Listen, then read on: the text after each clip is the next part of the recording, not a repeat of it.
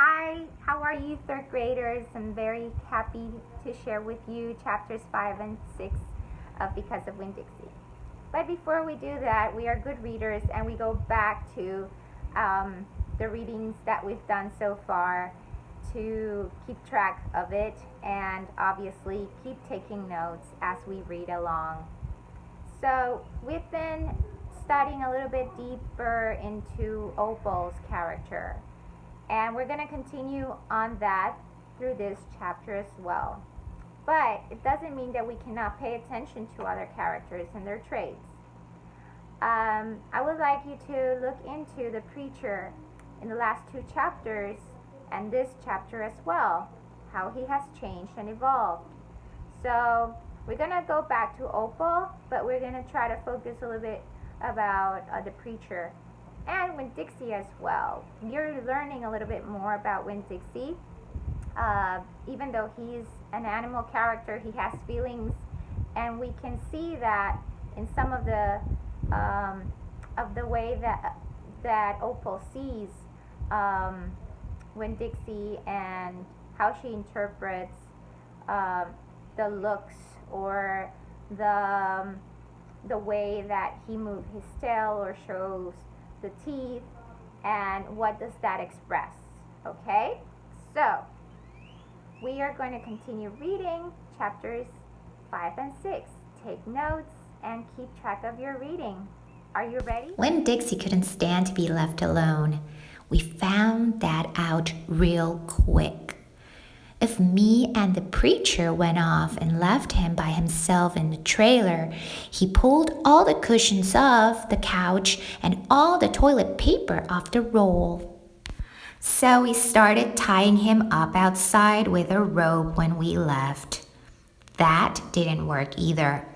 Winn Dixie howled until Samuel, Mrs. Detwiller's dog, started howling too. It was exactly the kind of noise that people in an all-adult trailer park do not like to hear. He just doesn't want to be left alone, I told the preacher. That's all. Let's take him with us. I could understand the way Winn Dixie felt. Getting left behind probably made his heart feel empty. After a while, the preacher gave in, and everywhere we went, we took Winn Dixie, even to church. The Open Arms Baptist Church of Naomi isn't a regular-looking church. The building used to be a Pick It Quick store, and when you walk in the front door, the first thing you see is the Pick It Quick motto. It's written on the floor in little tiny red tiles that make great big letters that say, "Pick, pick, pick, quick, quick, quick." The preacher tried painting over those tiles, but the letters won't stay covered up, and so the preacher has given up and let them be. The other thing about the Open Arms that is different from other churches is there aren't any pews. People bring in their own fold-up chairs and lawn chairs, and so sometimes it looks more like the congregation is watching a parade or sitting at a barbecue instead of being at church. It's kind of a strange church, and I thought Winn Dixie would fit right in. But the first time we brought Winn Dixie to the Open Arms, the preacher tied him outside the front door. Why did we bring him all the way here just to tie him up? I asked the preacher. Because dogs don't belong in church, Opal, the preacher said. That's why. He tied Winn Dixie up to a tree and said how there was lots of shade for him and that it ought to work out real good. Well, I didn't. The service started and there was some singing and some sharing and some praying. And then the preacher started preaching. And he wasn't but 2 or 3 words into his sermon when there was a terrible howl coming from outside. The preacher tried to ignore it. Today, he said, "Oh," said Winn Dixie. Please, said the preacher. "Oh," said Winn Dixie back. Friends, said the preacher. Well, Winn-Dixie, everyone turned in their lawn chairs and fold-up chairs and looked at one another. "Oh, Paul," said the preacher. "Oh," said Winn-Dixie. "Yes, sir," I said. "Go get that dog," he yelled. "Yes, sir," I yelled back. I went outside and untied Winn-Dixie and brought him inside, and he sat down beside me and smiled up at the preacher, and the preacher couldn't help it. He smiled back. Winn-Dixie had that effect on him. And so the preacher started in preaching again. Winn-Dixie sat there listening to it, wiggling his ears this way and that, trying to catch all the words. And everything would have been all right, except that a mouse ran across the floor. They were there from when it was a picket quick, and there were lots of good things to eat in the building. And when the picket quick became the Open Arms Baptist Church of Naomi, the mice stayed around to eat all the leftover crumbs from the potluck suppers. The preacher kept on saying he was going to have to do something about them, but he never did. Because the truth is, he couldn't stand the thought of hurting anything, even a mouse. Well, Winn-Dixie saw that mouse, and he was up and after him. One minute, everything was quiet and serious, and the preacher was going on and on and on. And the next minute, Winn-Dixie looked like a furry bullet shooting across the building, chasing that mouse. He was barking, and his feet were skidding all over the polished picket quick floor, and people were clapping and hollering and pointing. They really went wild when Dixie actually caught the mouse. "I have never in my life seen a dog catch a mouse," said Mrs. Nordley. She was sitting next to me. "He's a special dog," I told her. "I imagine so," she said back. "I believe that Mud has some retriever in him," said somebody behind me. "That's a hunting dog." Winn-Dixie took the mouse over to the preacher and dropped it at his feet. And when the mouse tried to get away, Winn-Dixie put his paw right on the mouse's tail. There, he smiled up at the preacher. He showed him all his teeth. The preacher looked down at the mouse. He looked at Winn-Dixie. He looked at me, rubbed his nose, and got real quiet in the picket quick. "Let us pray," the preacher finally said, "for this mouse." And everybody started laughing and clapping. The preacher picked up the mouse by the tail and walked and threw it out the front door of the picket quick, and everybody applauded again. Then he came back and we all prayed together. I prayed for my mama. I told God how much she would have enjoyed hearing the story of Winn-Dixie catching that mouse. It would have made her laugh. I asked God if maybe I could be the one to tell her that story someday. And then I talked to God about how I was lonely in Naomi because I didn't know that many kids, only the ones from church. And there weren't that many kids at the Open Arms, just Dunlap and Stevie Dewberry, two brothers who weren't twins but looked like they were. And Amanda Wilkinson, whose face was always pinched up like she was smelling something real bad. And Sweetie Pie Thomas, who was only 5 years old and still mostly a baby. And none of them wanted to be my friend anyway because they probably thought I'd tell on them to the preacher for every little thing they did wrong, and then they would get in trouble with God and their parents. So I told God that I was lonely even having Winn-Dixie. And finally, I prayed for the mouse, like the preacher suggested. I prayed that he didn't get hurt when he was flying out of the door of the Open Arms Baptist Church of Naomi. I prayed that he landed on a nice soft patch of grass. Chapter 6. I spent a lot of time that summer at the Herman W. Block Memorial Library. The Herman W. Block Memorial Library sounds like it would be a big fancy place, but it's not. It's just a little old house full of books, and Miss Franny Block is in charge of them all. She is very small, very old woman with short gray hair, and she was the first friend I made in Naomi. It all started with when Dixie not liking it when I went into the library because he couldn't go inside too. But I showed him how he could stand up on his hind legs and look in the window and see me in there selecting my books. And he was okay as long as he could see me.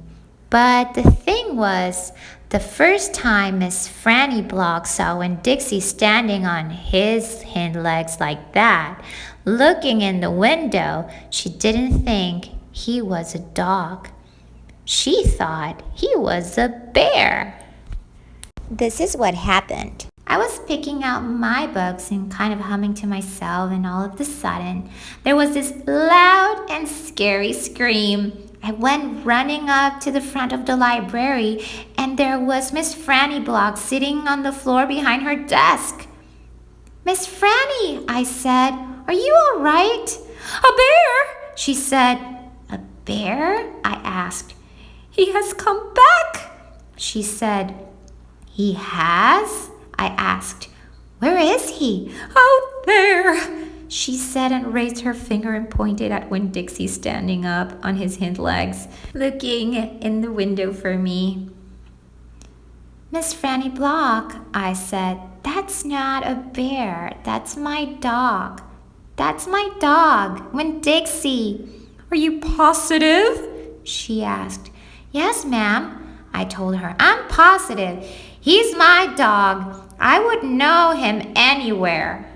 Miss Franny sat there trembling and shaking. "Come on," I said. "Let me help you up. It's okay." I stuck out my hand and Miss Franny took hold of it and I pulled her up off the floor. She didn't weigh hardly anything at all. Once she was standing on her feet, she started acting all embarrassed, saying how I must think she was a silly old lady mistaking a dog for a bear, but that she had a bad experience with a bear coming into Herman W. Block Memorial Library a long time ago, and she never had quite forgotten it. "When did that happen?" I asked her. "Well," said Miss Franny, "it is a very long story." "That's okay," I told her. "I am like my mama in that I like to be told stories. But before you start telling it, can Winn-Dixie come in and listen too? He gets lonely without me." "Well, I don't know," said Miss Franny. "Dogs are not allowed in the Herman W. Block Memorial Library." "He'll be good," I told her. "He's a dog who goes to church." And before she could say yes or no, I went outside and got Winn-Dixie, and he came in and lay down with a humph and a sigh right at Miss Franny's feet. She looked down at him and said, "He most certainly is a large dog." "Yes, ma'am," I told her. "He has a large heart, too." "Well," Miss Franny said. She bent over and gave Winn-Dixie a pat on the head, and Winn-Dixie wagged his tail back and forth and snuffled his nose on her little old lady feet. "Let me get a chair and sit down so I can tell this story properly." We've come to the end of chapters 5 and 6 of Because of Winn-Dixie, but that doesn't mean that our lesson is over, because we have to go back to our notes where we were talking about Opal's traits And in this case, we have that she was a risk taker. She takes actions. She's caring, lonely, and optimistic. And we saw that in the last 2 chapters. Let's see if we continue looking at this in this chapter. But let's go to also the preacher's traits. He's reserved, he's hard worker, but a distracted parent. And we saw in chapter 2 when he didn't buy any groceries for her. And then we have Winn-Dixie's traits that he's lonely but friendly. And we're going to continue to see this in the chapters that we just finished reading. So looking into these chapters, let's start with chapter 5, where we can see the traits and maybe we can add up to more traits as we read today. So this chapter 5, we have a glimpse of how Winn-Dixie is. So we might want to add more details on Winn-Dixie's traits right now. So if we see in green, we can find Winn-Dixie's traits as lonely again. The first sentence says that he didn't like to be left alone. And Winn-Dixie howled. When you hear some dogs howl, it means that they might be feeling pain or sadness. And again, Opal tells us in this story through her reflection over Winn-Dixie that she knows that he feels empty inside, so that's why he always needs to be with somebody. So this comes back to being lonely. This comes back to be maybe insecure. So maybe we could add in Winn-Dixie's traits, insecure. Remember, he was an orphan and he doesn't want to be left alone ever again. So now moving to the preacher. I don't know if you noticed, but he is very passive. He usually starts saying something and then he gives up and just let it be like that. And we see that actually in this same page happening twice. As you can see in the first one, he said after a while he gave up, as well with the tiles that were on the floor that had the motto of the Pick It Quick restaurant that was before it became the church. And we see Opal's traits very strong in taking action by convincing her dad to take the dog with them all the time. We could add into her traits as perseverant.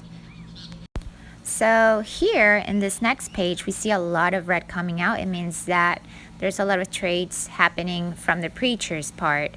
So we again see the preacher being passive as giving in the dog coming into the congregation inside of the church. And also we see that happening as saying that he was going to do something for the mice, the pests that he had in his church, but at the end he didn't do anything. So we also see that the preacher puts first his work at all times. We saw that in chapter 2 when Opal said that he barely bought groceries for her all the time, and he was always working in his speeches. In this case, we now see that he prefers to leave the dog outside because he was concerned about his job as a preacher. He said basically that dogs don't belong in the church. But again, we see that passive trait coming up again when he just given to what the dog wants or what Opal wants to do, or would things regularly happen when he just gives in. So we in this page reassure the optimistic part of Opal, as you can see in yellow, almost in the last paragraphs, that she prays to see her mom again and being able to tell her the stories. She always is in that hope of seeing her again. And she also says that she's lonely. Now it's confirmed. And now we see even more traits on Winn-Dixie, and we see new skills in him as a hunter. We can also say that he's loyal to the preacher, the way he acts in the church, looking at him, listening to him, and giving him the mouse. When dogs do that, is because they have some respect and love for you when they basically leave the hunt on your feet.